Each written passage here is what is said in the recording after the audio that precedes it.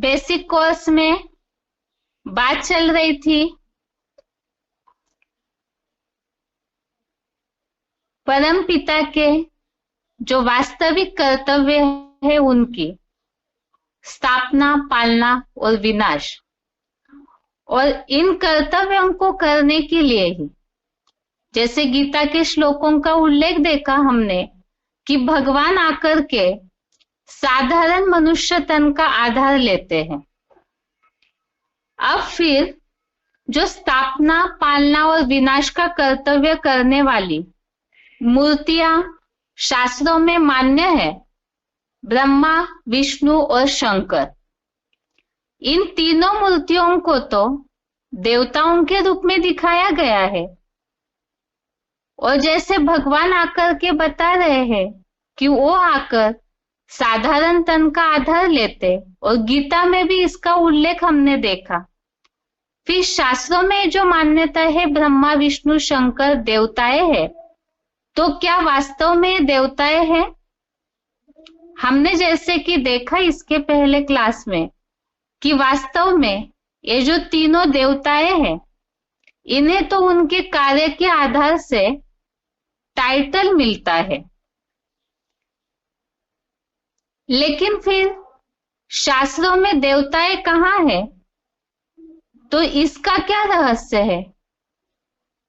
अब जैसे कि सृष्टि चक्र के चित्र में हमने समझा था, कलयुग अंत में जब भगवान इस सृष्टि पर आते हैं तो इस सृष्टि पर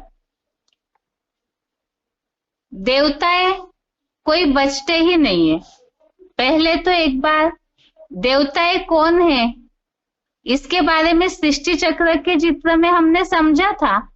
देवताएं कोई अलग ग्रह के वासी नहीं है और ना ही कोई ऐसे अलग लोक के वासी है, बल्कि सतयुग में अपने सत्व गुणों से बढ़ने पर, दिव्य गुणों की धारणाओं के बढ़ने पर मनुष्य आत्माएं ही सतयुग में देवताएं थी। और वही फिर जन्म मरण के चक्र में आते आते कलयुग अंत में पहुंचते पहुंचते नंबरवार सभी ही तामसी बन जाते हैं। इसका ही उल्लेख भगवत गीता में आया है 7वें अध्याय का 27वां श्लोक, अध्याय 7 का श्लोक नंबर 27।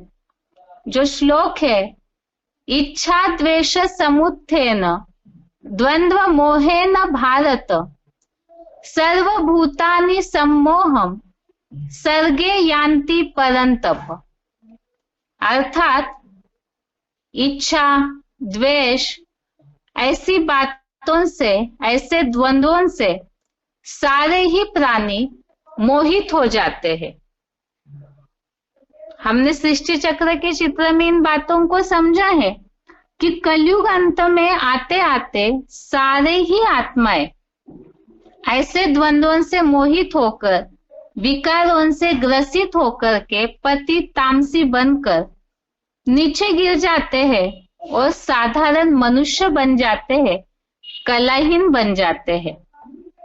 तो फिर ऐसे कलयुग अंत में भगवान जब सृष्टि पर आते हैं तो उन्हें देवताएं कैसे मिलेंगे?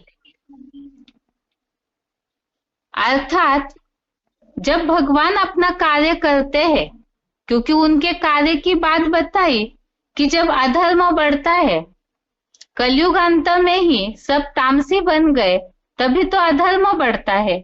और उसी समय जब भगवान शिव इस सृष्टि पर आते हैं तो कोई भी देवताएं तो बचते नहीं हैं, सभी साधारण मनुष्य बन जाते हैं।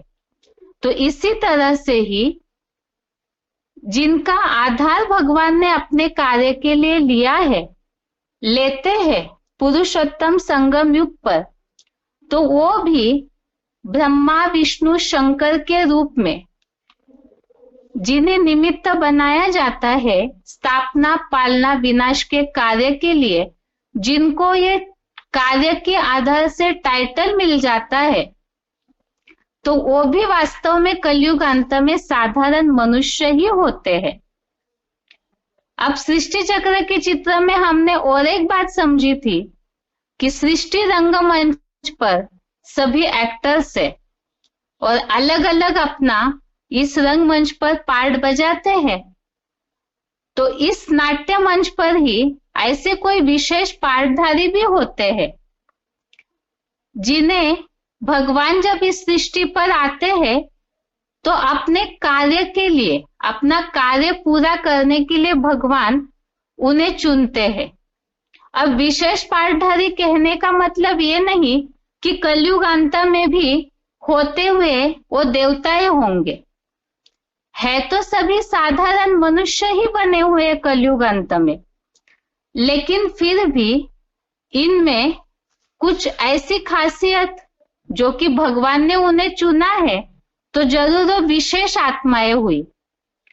कलयुग अंत में सभी कम ज्यादा पतित बनते हैं, इस हिसाब से ही ऐसे ही आत्माएं भी कुछ ऐसी उनमें विशेषता कि भगवान उन्हें चुनते हैं।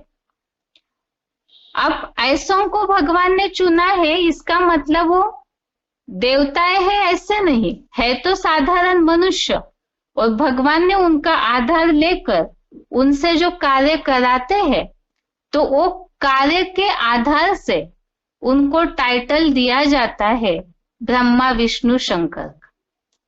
अब दूसरी बात, शास्त्रों में जो ब्रह्मा विष्णु शंकर के रूप में गायन दिखाया है, मान्यताएं दिखाई हुई है, तो उसमें ब्रह्मा को चतुरानन पंचानन के रूप में 4 मुख वाला 5 मुख वाला दिखाते हैं,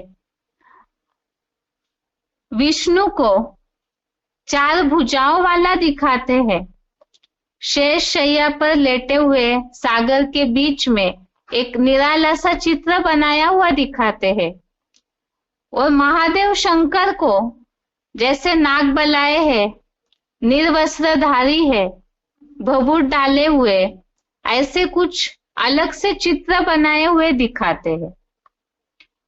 अब प्रश्न है फिर, कलयुग अंत में कोई देवता है तो बचते नहीं, ये जैसे हमने समझा सृष्टि चक्र के चित्र के अनुसार, तो इसी तरह से कलयुग अंत में ऐसे ही ये जो चित्र दिखाया जाता है 4 मुख वाला ब्रह्मा जी को, या 4 भुजाओं वाले विष्णु का चित्र, या नाग बलाओं वाले महादेव का चित्र जो दिखाते हैं, तो कलयुग में क्या ऐसे कोई व्यक्तित्व प्रैक्टिकल में देखने में आते हैं? नहीं दिखने में आते हैं। जब दिखने में नहीं आते तो फिर शास्त्रों में जो चित्रण दिखाया है वो गलत है क्या? क्योंकि शास्त्रों में भले देवता के रूप में दिखाया, लेकिन हमने इस बात को समझा है कि ये तो साधारण मनुष्य है, और मनुष्यों में तो ऐसा कुछ दिखने में आता नहीं। लेकिन शास्त्रों की बातें जो उल्लेखित है, क्या वो गलत है? यदि ऐसे कहे तो शास्त्रों को झूठ कहने जैसा हो जाएगा। वास्तव में बात है कि जो भी चित्र है वो चरित्र की यादगार होते हैं। ये जो भी इस तरह से चित्रांकन शास्त्रों में उल्लेखित है, भक्ति मार्ग में बहुत वैरायटी चित्र जो दिखाए जाते हैं, ऐसा कोई उन्होंने चरित्र किया है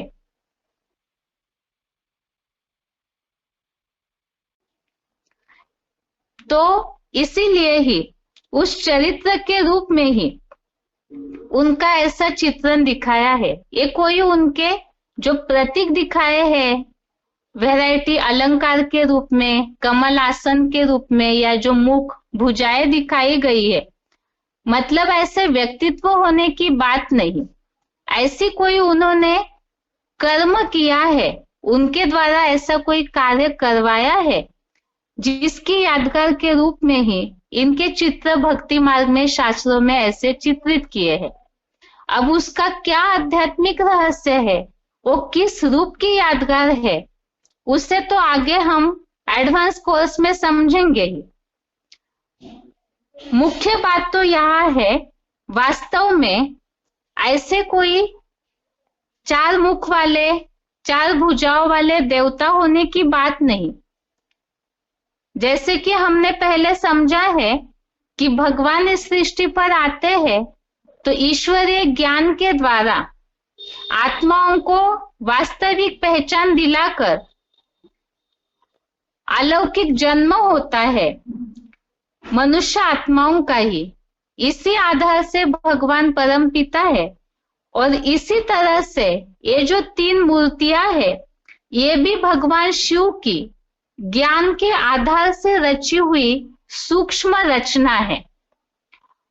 अब ये जो ब्रह्मा विष्णु शंकर है जो हमने समझा ये भगवान शिव की सूक्ष्म रचना है ज्ञान के आधार से रची हुई। लेकिन एक बात और है कि शास्त्रों में इनको जो ब्रह्मा स्थापना करता है विष्णु पालना करता है और शिव विनाशकर्ता के रूप में चित्रों में चित्रांकन दिखाते हैं और साथ में इन तीनों देवताओं को भक्ति मार्ग में भगवान के रूप में माना जाता है। अब यहाँ इस बात को स्पष्ट समझना जरूरी है कि ये जो स्थापना करता ब्रह्मा है पालना करता विष्णु है और जैसे कई ऐसे भक्ति मार्ग के चित्र है जहां शंकर के विविध रूप के चित्र दिखाकर ऊपर शिव लिखा हुआ जाता है। जैसे स्लाइड में एक उदाहरण के लिए चित्र दिखाया हुआ है भक्ति मार्ग का, तो इसमें ऐसे बहुत सारे वैरायटी चित्र दिखाकर इन तीनों देवताओं को भगवान के रूप में भक्ति मार्ग में माना गया है। अब यहाँ इस बात को समझना है कि ये जो ब्रह्मा विष्णु और शंकर है क्या ये वास्तव में भगवान है? क्योंकि ऐसे समझ करके जैसे कि भगवान समझ करके इसी की फॉलो करने के रूप में ही आज समाज में इन तीनों के नाम के आधार से 3 समाज भी बटे हुए देखने में आते हैं। जैसे कि ब्रह्मा को फॉलो करने वाले ब्रह्म समाजी, विष्णु को फॉलो करने वाले वैष्णव पंथी और शंकर जिसे शिव समझते हैं भक्ति मार्ग में उन्हें फॉलो करने वाले शैव संप्रदाय। ऐसे समझकर तीनों को भगवान के रूप में माना है। अब यहाँ और एक बात हम क्लियर समझते हैं, सर्व आत्माओं के पिता इस चित्र में हमने समझा था, जैसे कि चित्र में शंकर को ही शिव समझा गया है, लेकिन सर्व आत्माओं के पिता के चित्र में हमने इस विषय पे थोड़ा सा शॉर्ट में समझा था। वास्तव में शिव भगवान जो सदा शिव है परम पिता है वो अलग है और शंकर जो देवता है वो अलग है। लेकिन भक्ति मार्ग में शिव के साथ शंकर को मिलाकर एक ही मान लेते हैं। वास्तव में ये दोनों अलग है, लेकिन इन्हें एक क्यों किया है उसे आगे जो कोर्स में टॉपिक आएगा उसमें हम समझेंगे। लेकिन यहाँ बात चल रही है कि इन तीनों देवताओं को भगवान मान लेते हैं। वास्तव में जैसे कि हमने पहले भी भगवान के बारे में समझा है, भक्ति मार्ग में अलग अलग धर्मों में भी ये माना जाता है कि भगवान तो एक ही है, गॉड इज वन है। लेकिन इस बात को भूल करके मनुष्यों ने एक तो एक तीनों के नाम से अलग समाज बटे और उसी का फायदा उठाते उठाते भक्ति बढ़ते गई तो अलग अलग मठ पंथ बढ़ते गए। और इसका कारण है कि ये तीनों मूर्तियों को भगवान समझ लिया गया। अब इस बात को हम फिर से एक बार संक्षेप में समझते हैं। जैसे सर्व आत्माओं के पिता में हमने समझा कि गॉड इज वन, भगवान एक ही होता है। अब जब भगवान शब्द बोलते हैं तो एक वचन में ही हमेशा उपयोग किया जाता है भगवान शब्द का। जैसे देवताएं कहते हैं तो ये 3 देवताएं हैं, ऐसे 33 करोड़ देवताएं हैं। तो देवताएं शब्द बहुवचन में भी प्रयोग किया जाता है, लेकिन भगवान शब्द तो हमेशा ही एक वचन इसी रूप में उपयोग किया जाता है, क्योंकि भगवान एक है, गॉड इज वन, जिसे ही हमने सर्व आत्माओं के पिता इस टॉपिक में समझा था। उनसे उन सुप्रीम पर्सनालिटी एक ही होती है। अब इसी तरह से यहाँ फिर इन तीनों को भगवान लोगों ने समझ लिया।